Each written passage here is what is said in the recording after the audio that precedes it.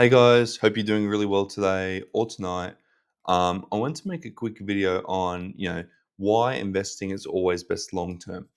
Now, this is common. I mean, this is spoken about quite a bit, right? Especially in the personal finance niche, on how investing, over the long run, letting those compounding returns really bring you, um, you know, bring your principal up, really make you some money.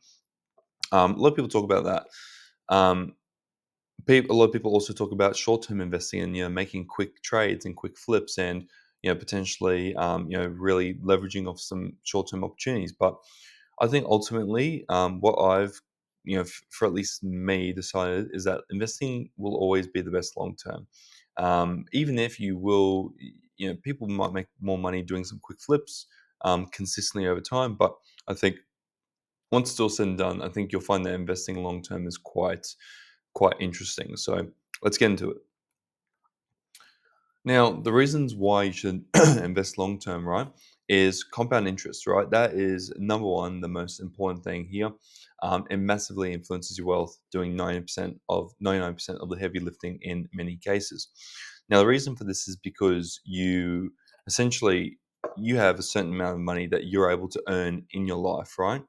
Just based on if you're talking about your average person, you're only able to do 9 to 5 per day. Maybe you have a side hustle or something like that, but for the most part, you're going to be paid through an hourly rate, which we only have a certain amount or finite number of hours per day. You will only, for the most part, for the average person, be able to achieve a certain amount of income or net worth through just saving. Where this becomes really interesting is with compound interest, where essentially any interest you make over 10, 20, 30 years, they work off each other and they grow and they grow and they grow. So it's not just like 10%, 10%, 10%. It really ends up being 10% and then 11% once accounting for compounding, and then 12.1%. And then ultimately, this just grows and grows and grows. And the longer you're able to let that machine do its work, the longer these compounding gains become, or the bigger they become. Now, you'll notice it doesn't go 10, 11, 12, 13. It goes 10, 11, 12.1, 13.2, blah blah blah. And ultimately, over years and years and years, these numbers become massive. And towards the end of someone's investing life cycle, potentially when they're entering retirement, each additional year ends up doing maybe doubling or like just massive amounts of returns that you can't get yourself. It's just not possible, and it's not possible short term either, because you haven't allowed compounding interest to do its thing. Now, many people are worried about timing the market or volatility. A long term approach does fix this. If you listen to, if you've heard the term time in the market versus timing the market, you'll understand that the longer you're in the market, the more you're going to be able to grow that wealth and easier and without stress. You essentially think of it like ironing out all the volatility or day to day influences in the market once you're able to invest long term. Because the reality is, what might be really impactful today and might drop the stock market 10% today won't really matter in 30 years, right? So, what you're doing is that long term outlook is really ironing out things for you. So, you don't really have to worry about it as much as someone who needs to sell by midday tomorrow. Very different mindsets there. You will also benefit from lower taxes in many cases. Now, taxes could also include your fees, right? So less transfers between your bank account and the brokerage, or less transfers between different real estate properties. Sometimes, I know stamp duty is massive in Australia. In other countries, it might be the same as well. But you actually do get lower taxes as well, at least in Australia. There is a 50% capital gains reduction over 12 months of holding an asset. And then if you use something like your superannuation or your 401k or Roth IRA, a retirement account of sorts, you get further deductions on top of that. So what they're doing is they're rewarding long-term investing versus the let's make some quick money and get out. They're not liking that as much, and they're really rewarding that long term investing. So, really, really interesting in this case. Your situation as well will change as you age, right? However, the right markets will consistently return over time. So you as a person, I mean, you're going to go through, I like to think of it like mini lives, right? Who I was 5 years ago is not who I'm going to be today, or who I'm not like that today, and I probably won't be like that in 5 years' time as well. So being able to just hold income, or sorry, hold your money in an asset that you know for a fact will perform, even though there's changes around you, there's changes to yourself, but you know that that's just going to keep returning consistently. You're not having to do extra research. You're not having to do extra, you know, headache-inducing tasks, and you're not having to take more time out of your day because you know that these assets are and have consistently returned over the long run. For example, the S&P 500, various real estate markets. Crypto has, it's been a little bit bumpy, but it's been one of the best performing assets so far. And also, things like collectibles, arts, wines, etc., have really been great too. It is also the least time intensive way to invest, right? So I think when you invest long term, or at least for me, you're using systems and setting and forgetting methods, right? So that could mean, for example, having an automated deduction from your bank account to dollar cost average. It could mean just literally purchasing a block of units and doing absolutely nothing for the next 30 years. It could mean also, potentially purchasing like a cryptocurrency ETF, and you not doing anything for a long, long time.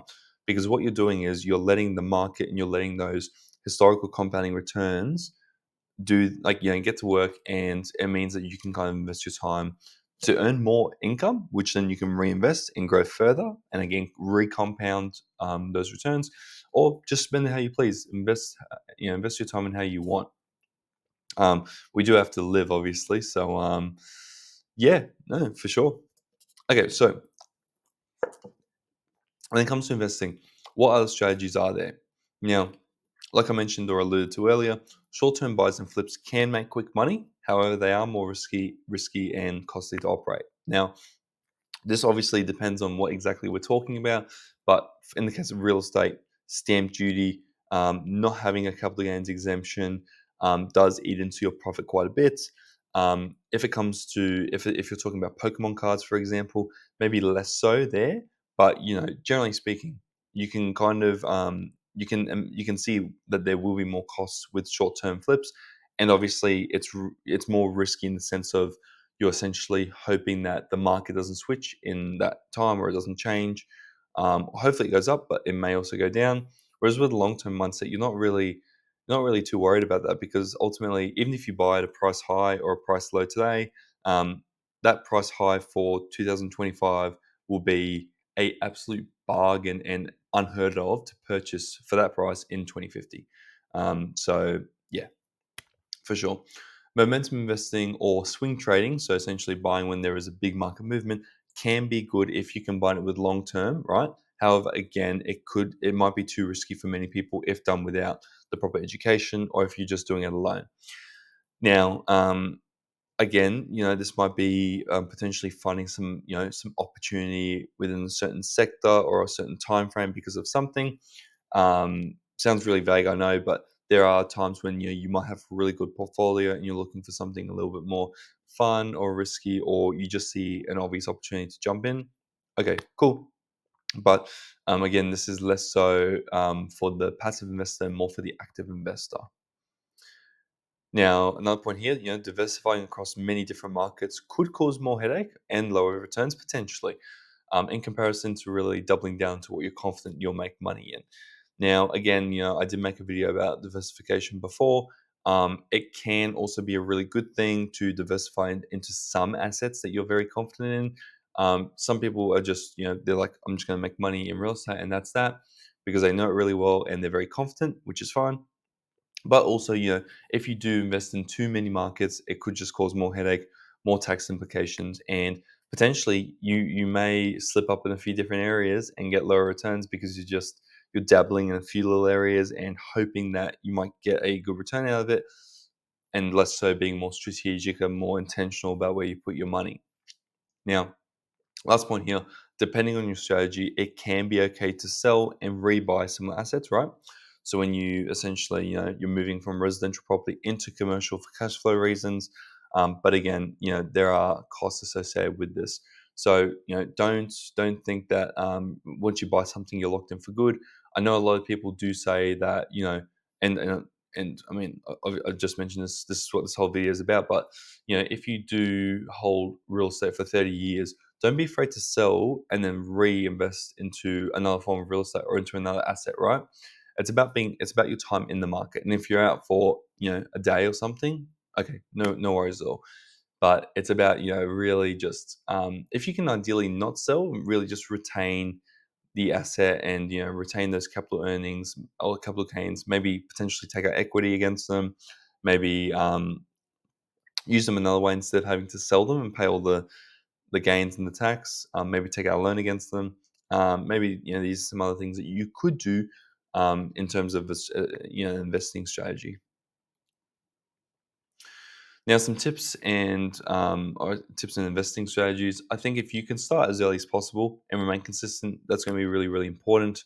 Again, compounding really works with time, less so how much money you have invested.